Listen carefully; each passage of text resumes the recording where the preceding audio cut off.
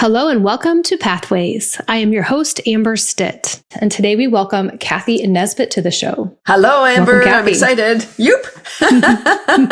So you've inspired me. I need to have a sixth step to the Pathways of Peak Performance. I need to be focusing on fun. And I think that's what you bring to the table, right? Absolutely. So all of those first five will bring the joy. Well, I know that in a shorter title for you, there would be this health and wellness advocate, but it's so much beyond that. And I'm not even going to try to explain it because I think your title's maybe 6 to 7 words in real life. And I want to talk about that today for the audience. And I also want to talk about how you talk about the daily dose. And that's an important part of it. But your story comes from, I think, a different angle. You didn't just start with the daily dose, I don't think. It started about 20 years ago. It sure did. Yes. My working title is Cathy Crawly, Laughing Bean Queen. Simple solutions for today's challenges. Worms for managing your compost. Worms in the house, sprouts for eating, grow your own, and laughter for overall health and wellness. Yeah. As I was looking you up online and just getting to know you from the social media aspect, I thought that I'd throw up the flowers behind me, like, okay, gardening and get ready for this.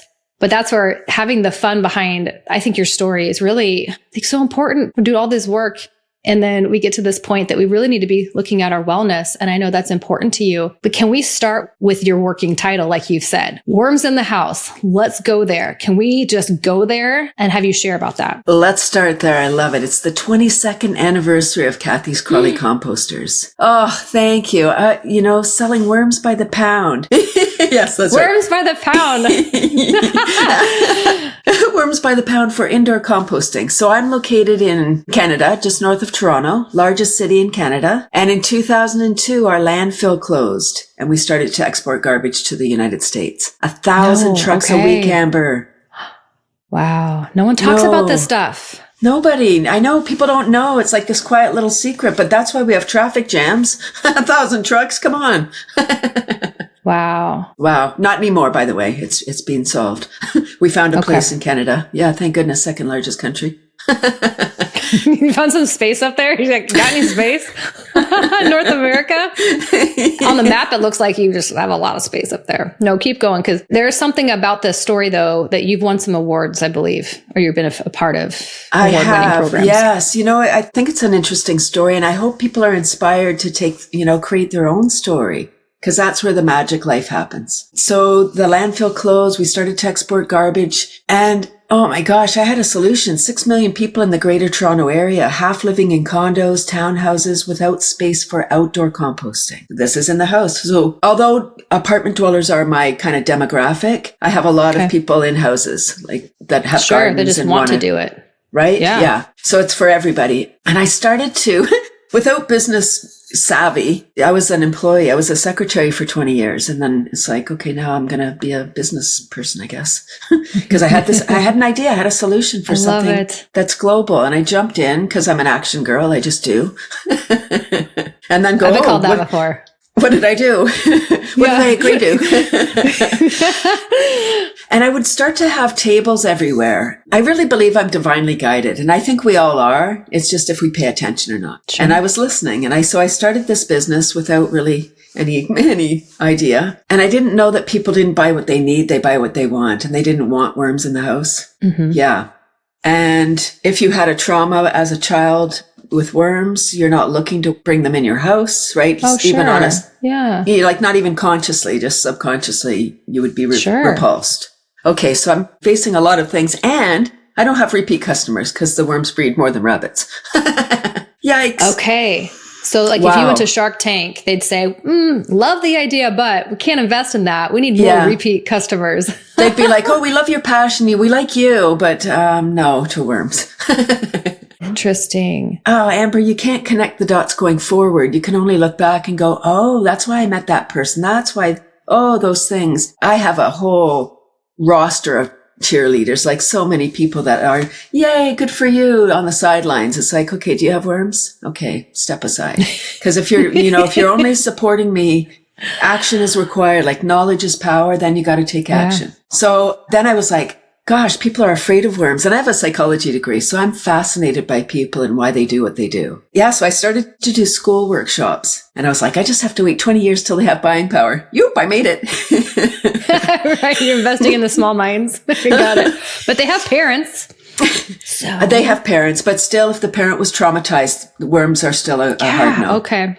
Yeah, okay. It's a big barrier. The hard part of a worm business is the worms. Okay. I'm just going to say it. We can just make them cuter. We can just do that. How about this? They have 5 hearts each. Wow. So chakras, right? Oh my gosh. They legit have those? It's a lot of love. It's a lot of love. And it's a great Valentine's gift, 800 to 1,000 worms in a pound, 5 hearts each. Just know the receiver. Oh my gosh. So I was on purpose, this really, I joke a lot because I'm dealing with worms and I realize people are afraid of worms. So I need to break down that barrier if they're going to even hear the message. Sure. Yeah. So I bring humor to it. And that was part of the problem is I was making it so fun that at networking events, I'd stand up to do my 30-second pitch and I'd I'm animated. So I'd be dancing around and people would laugh. Oh, ha, ha, ha. Here comes Cathy, great. But they didn't really know what I was doing. They didn't get it because I was just, the fun bringer. So you're saying as a business person, you had to get more direct with the purpose. I did because it was so important. It is so important. And here's what it is. So it's composting in the house, or if you're able to do it outside, that's fine too. Just don't put it in the landfill. That's what I'm advocating, to keeping this material out of landfill. I don't care if you feed the raccoons, honestly. Just don't put it in a bag at the curb. Your neighbors won't like you feeding the raccoons, by the way. They'd rather you have worms. Okay, I'm just saying. Okay, so for the do-it-yourselfers, it's in a container like a Rubbermaid. Just like outdoor composting, they need a carbon-nitrogen mix. So the carbon or bedding is your shredded paper, and the nitrogen is your food scraps. That's it. They require both. It's an aerobic process, meaning with oxygen. It's not going to smell like your rotting food. I was picturing soil. Why did my brain go there? I think we think of the worms that come out after a rain. They live in the earth. These are not soil-dwelling worms. The compost, they're earthworms. So they're cousins. Okay. They live in a different environment. So I've seen in movies in the US, I've seen movies, Netflix or something, where I've seen maybe a machine or looked to me like a machine in a kitchen, but people can literally create their own habitat for this with, like you said, Rubbermaid. Exactly. Yes. Yeah. So it's not the system that makes it work. You still need to have those ingredients. What a system will do is take away some of the management of the worms, but you still need to feed them and create the proper environment. Yeah, so you're adding your food scraps, your paper, the worms are eating it all. Their poop is the black gold. That's the nutrient-rich fertilizer. So the worms are serving. They're doing waste management, soil production, and they're for food security. It's huge for a little worm. They have a really huge task on this earth. And I believe I was put here to be the head worm, like the talking worm, so that I could help people understand why this is so important. Because people will say, oh, it's such a little bit. Like, what's my little part going to do? Here's what it's going to do. If everybody was doing this, my goal was when I started, I was really naive. I probably am still naive, but I'm less naive. When I started, I had this huge vision of worms in every living space, every house, every apartment, every classroom. Not just one in a school, every community center, every bit, worms everywhere. Like we have recycling bins. And then when you're eating your apple, you're like, oh, there's the worm bin. Boom, you plunk it in. Away you go. Nothing, that's part of how we were operating. That's what I imagined without realizing the barrier of the worms. Sure. The fear. Yeah. So business, a new business line. If you said receptionist in an office, you like people. So you're doing a variation of what you love, but then you see the divine intervention of there's this idea and I have to act on it. Yeah. Would you say that you were still true to yourself? You just moved into a different form of working with people and helping to educate, but also studying humans. And then that kind of morphs into helping the environment, helping our communities. Right. And that's really part of some of the steps we have with the pathways. And I feel like you're doing what you love, working with people, but now you can actually have a lot more fun on your own time, anywhere you want to be showing up or presenting. It's not just 9 to 5. So I think that's encouraging for people to hear this. I hope so. That's what I hope to inspire people. Like, probably not a worm business. No, but I'm sure people were not always super appreciative. Were there negative naysayers about this? I still meet them. Yeah. I want you to talk about that if that's okay, because I know that a lot of the advocacy I do outside of in financial services is let's innovate. Let's talk about what's not working. Okay.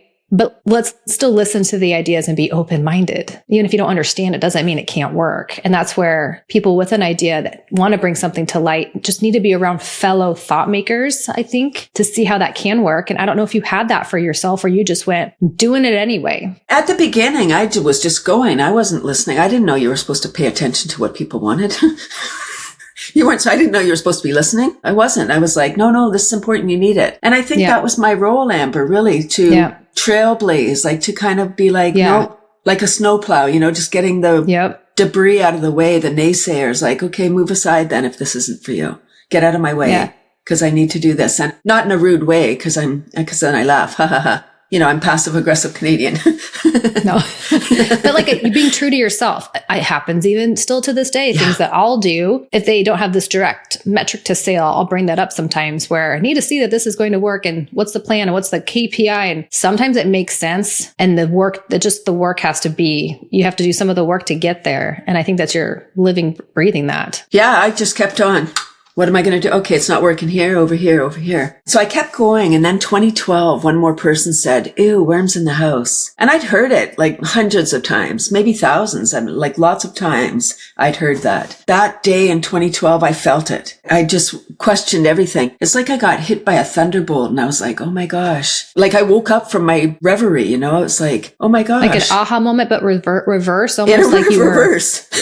How'd you self-talk out of that? Geez, I'm an action taker. So when I get an idea, I go. And I think, sorry if I'm talking woo-woo, but I believe that I'm divinely guided. So I think for 10 years, I was doing my job. So the angels were off helping other people that needed guidance. And then that day, they were like, oh, she's going to bail. We got to throw her a lifeline. The very next, they all came singing, shouting, putting power on me. And the very next day I was introduced to laughter yoga at the very same place that I wrote my business plan. Oh my gosh. Wow. Like, come on. And so come on, right? Pay attention to people, the signs that get in your way, because when you keep hearing that song or seeing the same person or there's a message there. Just pay attention. Mm-hmm. Okay. So there I was. I don't even do yoga and yoga's fine. I just jumped to the fun yoga. So laughter yoga. Oh, you're so cute. Yeah. It's gotta be fun. We're not doing it. Yeah. So what is laughter yoga, fun yoga? Explain this, because they say keep out of your monkey mind. You're probably being goofy while doing it. Laughter yoga it's not about fancy pants or poses. It's laughing as an exercise. It's intentional laughter exercises. Started in 1995 by a medical doctor, Dr. Madan Kataria, and his goal is world peace. There are laughter clubs in over 120 countries. North America's a late adopter, like we know. Right? So we're just too serious and too busy working. Gotta figure this out. Yeah, I don't know, but like I think yoga's kind of just becoming mainstream in North America. I mean, it's here. I get that it's here. It's just, it took a while for it to get here and become, everyday practice for people. So laughter yoga is still in the ocean. It's only, 28 years old. But I think it was started in 1995. So we would be ready for 2020. Prior to 2020, there was very few opportunities to laugh online. And I think even laughter professionals believed that it needed to be done in person so we could feel the energy and all of that. Sure. Right? Then we all jumped online and look at us. We're all so comfortable in our little rooms. And laughter really works beautifully online. You have gallery view so you can see everybody. It's making eye contact. There's no jokes or comedy. It's laughing as an exercise. So there's clapping. And when you're clapping palm to palm. That helps to activate the meridians. And there's a rhythm. It's 1, 2, 1, 2, 3. And the words are ho, ho, ha, ha, ha. And as soon as we start smiling, we send, a note to our brain. Hey, I must be happy. I'm smiling. So we can override our kind of sad mood or, if we're feeling down, we can change. We know if a good song comes on the radio that we love, a peppy song, and all of a sudden, wow, we feel different. That's exactly with laughter. Same thing. And people are serious, right? They're in their head.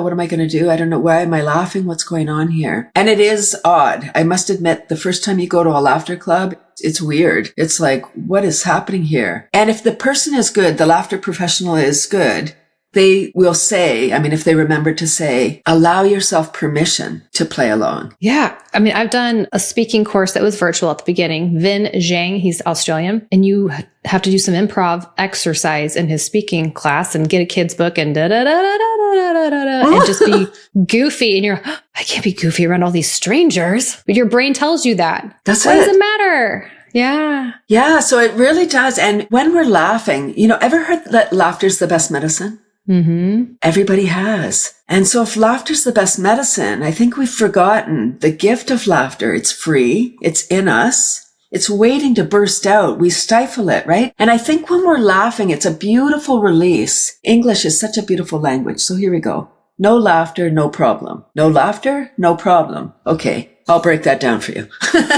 N-O laughter, K-N-O-W problem. K-N-O-W laughter, N-O problem. And not that it takes your problem away, but it opens up your brain to allow more creative solution to flow in so you can get out of your problem in an easier way. Yeah, It's beautiful. I love that. I'm probably going to age myself when I say, which is fine because I'm good with that. But do you remember Reader's Digest? Did you guys have those? Yes. My grandfather would have those. And I remember I love reading books, but I think that's where I remember learning laughter's the best medicine. I think they had jokes in there. They did. They had a section, laughter's right? the best medicine. And then they would have like one of those dad jokes.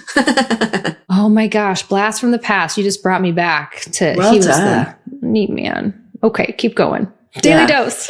So we're in charge of our own pharma, whatever we're doing, when we're stressed or not. And we're always stressed.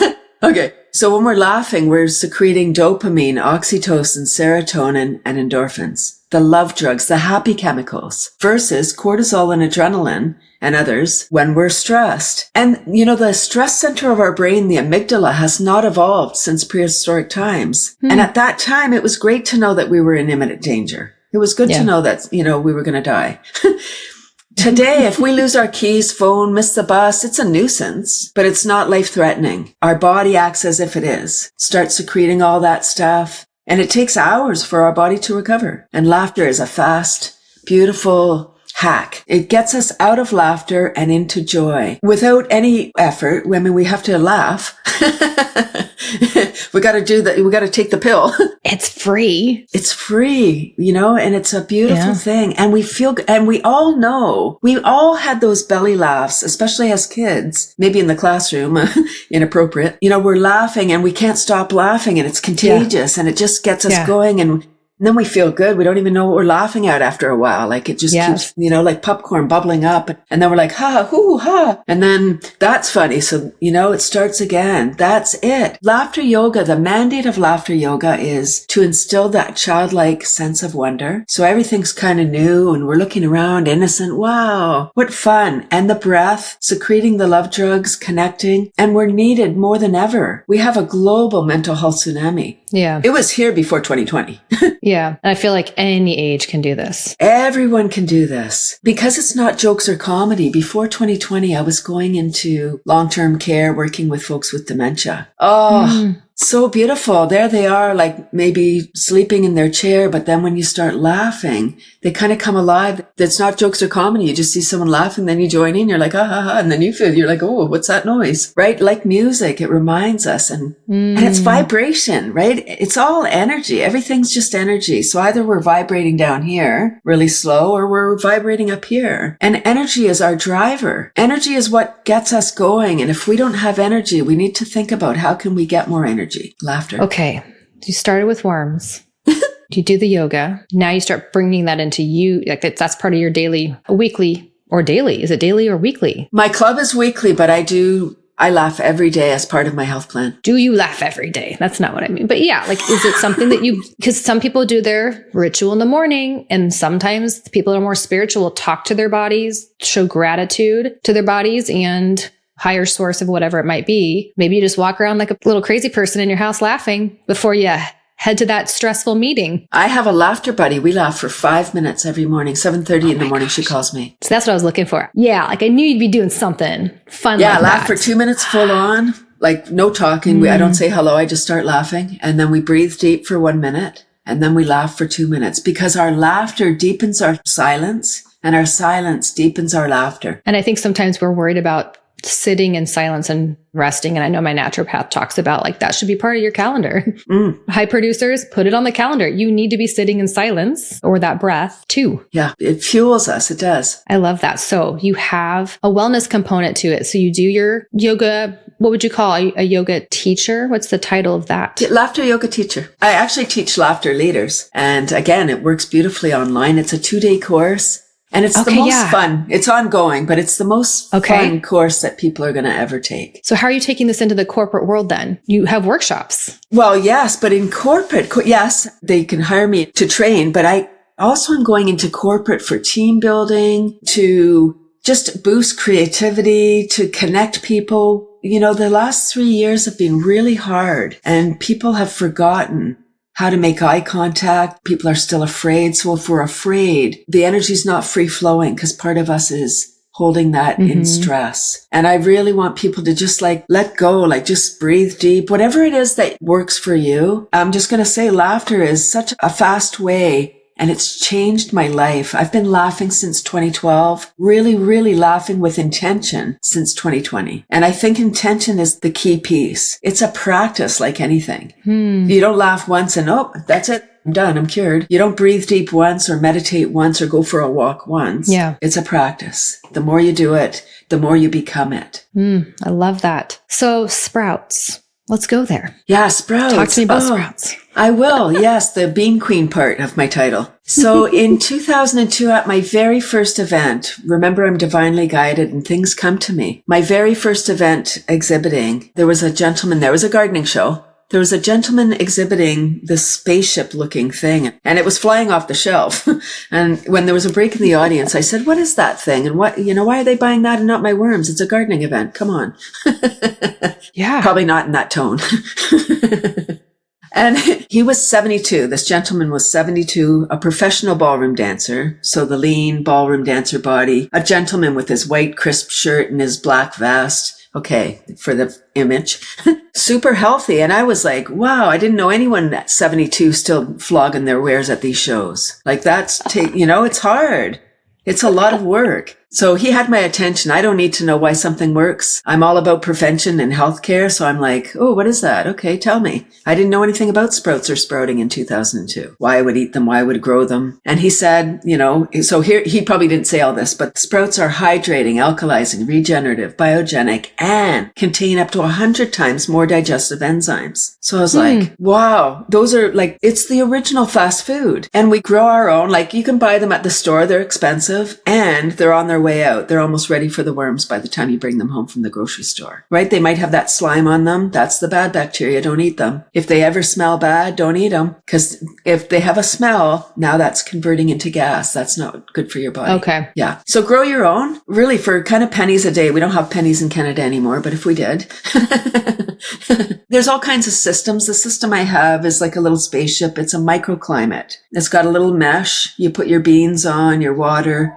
It's a hydroponic greenhouse kind of thing. You rinse morning and night, like any system you would want to keep your beans rinsed and clean. Fresh water. And then once the root is the size of the bean, that's when they're most nutritious. That's when they're ready to eat. Eating them raw is the way to go if you're looking for enzymes. And here's the thing about the enzymes. I think that's the most important piece for the sprouting. When we're born, we're given a certain number of enzymes. When we're eating, if we're not eating raw, like salad or raw vegetables, our body's using our enzymes. That's okay. We're young. We're infallible, right? We can do anything. We can eat what we want. Been there before. Right? How many things can you do on 4 hours of sleep? It's totally fine. I mean, and consecutive nights. Yep. And it's getting younger and younger now because our food is broken. But if our body's using our enzymes, eventually we're going to get digestive issues and we'll go to the doctor and the doctor will say, here's a prescription for enzyme pills. Instead of taking a pill, grow your own enzymes and then you're going to get all the, vitamins, fiber, proteins. And I say you can eat as much as you want. Oh, wait, you can't because it's full of fiber. You get full. Wow. Wouldn't that be nice? So this machine, this thing that man at the show, you have that now. That's part of that sprout machine. I started the missed part of the story. So yes, so 2002. So I was like, oh, all right, I'm in. So he said, if you're going to do this, start your day with 2 tablespoons of sprouted mung beans. And mung beans are the bean sprouts in Chinese food. The white bean. Okay. So start with those beans every day for the enzymes mostly. So I said, okay, for 10 years, that was my private health plan. I kind of thought everyone must know what I know. We all have access to the same thing. And I'm so naive, again, back to naivety. I thought when I Googled something and you Googled something, we would get the same results. You mean I did think that everyone's doing the work to eat those things that they're supposed to? Nope. But right? I mean, yeah. So you're literally just not mixing it with anything. You're like, I'll have some eggs in my sprouts. Tell me about that. I start every day with a couple of handfuls of sprouted mung beans, and they're just the seed and the sprout, the root coming out. Okay. So they're neutral flavor. They're easy to eat. They're juicy. They're easy. And when you know that when you change your mind and go, this is for my health. So those are my health plan. In 2012, back to 2012, very big year. I seem to go in 10-year stints. In 2012, I was at a show and Tony was there. That was his name. He was still exhibiting 10 years later. He was 82 now. And he said, hey, there's something there too. I mean, really, there's no cap to our abilities to learn something new, try something new. Maybe it's work, maybe it's do what you love, but you're out there in the community. That's what I really want through the podcast, to talk about opportunities and never putting a cap or a lid on age, wellness. You can always be doing something, and you're proof of that. So thank you for a little side note there, but. Right? Yeah. Don't let people tell you, when are you going to retire? I'm not. What do you mean? What am I going to retire for? I want to keep serving. Anyway, so 2012, Tony said, hey, why don't you sell the sprout grower with your worm business? I was like a V8. Why don't I? Oh my goodness. That's a great idea. I love that product. And I thought it would be an easier sell than worms in the house. Only marginally.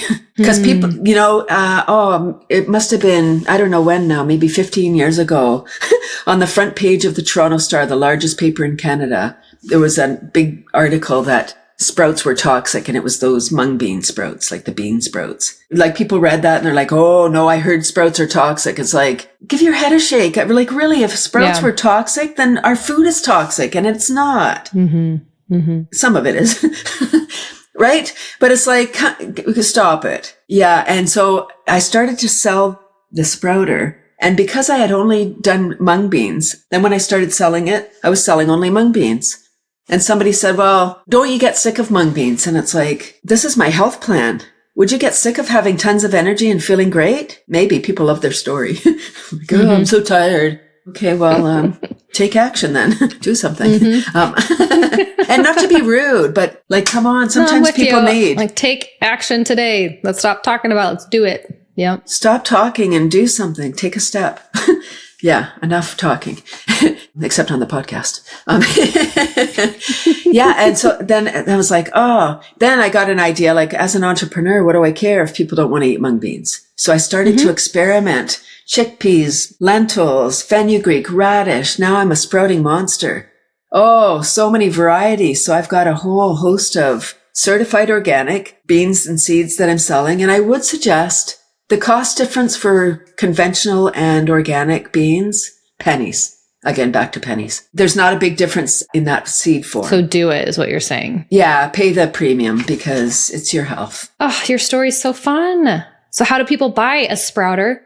Hang out with you? Let's tell people how to find you. We'll link it in the description box anyway, but let's share. I'm excited. Yeah, I have 3 beautiful websites. Cathy's Composters.com for the worms, CathySprouters.com for the sprouts, and Cathy'sClub.com for the laughter. And I would love to invite everyone to my Tuesday Laughter Club, 9:30 a.m. Eastern. I'm telling you, I'm going to get people there. I hope so. Yeah, I incorporate tapping, brain gym, qigong to help people get out of stress and into joy. It's a beautiful thing. And again, it's just my gift to the universe. Like, come and experience the magic of laughing for the health of it. It's in us, right? And we can laugh by ourselves. It's more challenging. I even have as a laughter professional, if I didn't have my laughter buddy, it would be a challenge to laugh by myself. So maybe the takeaway here is go find your laughter buddy.